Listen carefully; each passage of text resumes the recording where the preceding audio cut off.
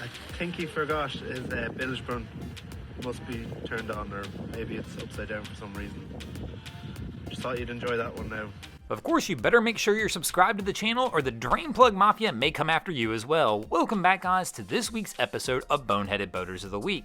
There are plenty of obstacles in our life that could keep us off the water, and today we're going to talk a little bit about some of those. Now, one of the first items that can obviously keep you off the water and keep you and your family from enjoying a day of boating is going to be regular maintenance. Now, a lot of times people just categorize this as regular maintenance on the boat, but there's a lot more that goes into it than just the boat. So, for example, if you have a trailer, well, that trailer is going to require regular maintenance as well. And quite often, I find that trailers are one of the most neglected parts of boating. And for anybody who's ever bought a used boat with a trailer, you've probably experienced this firsthand because it's typically one of the items that is the least well maintained and also one of the most abused. I mean, it's components that aren't necessarily meant to get wet, getting wet, and they deteriorate quickly. And of course, if you don't pay attention and keep up with the maintenance on that trailer, you may find yourself in some sticky situations that may require a little assistance or a tow. Now, of course, the trailer's just the start. I mean, you gotta get that trailer down to the ramp somehow, and unless you got some friends who are willing to just carry it down there by hand, you're probably gonna need a truck. And of course, that truck's gonna require maintenance as well. Nothing stinks more than trying to set up a day on the water, only to realize there's an issue with your tow vehicle.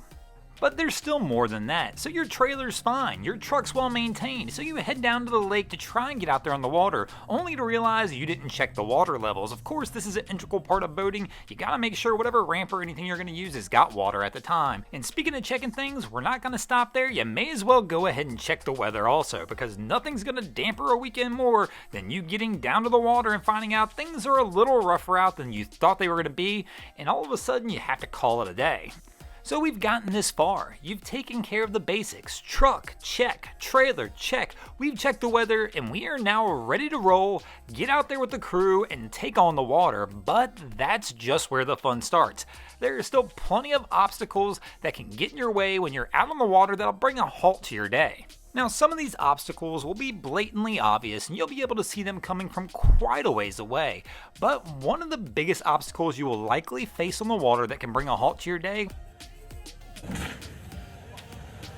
actually may not be quite as obvious as you think, because the reality is one of the biggest obstacles you will face on the water that can bring a halt to your day once you're out there is going to be other boaters.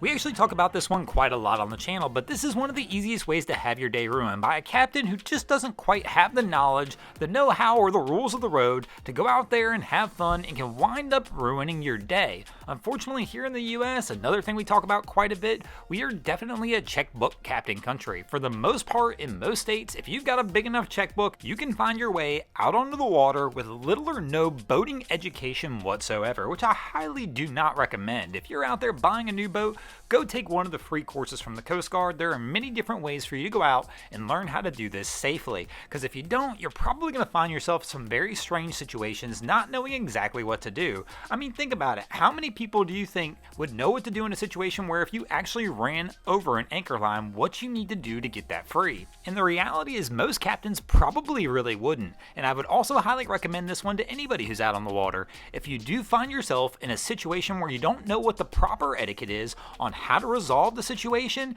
and it's not an emergency situation where an action has to be taken right that second, probably don't do it yourself. Go ahead and call the professionals in and let them deal with it, because too many times people will do things and they can wind up causing a lot more harm than good. And the last thing you want to do is get out there in the water, plan on having a good day, and things just wind up being bad because some things get out of control and things break.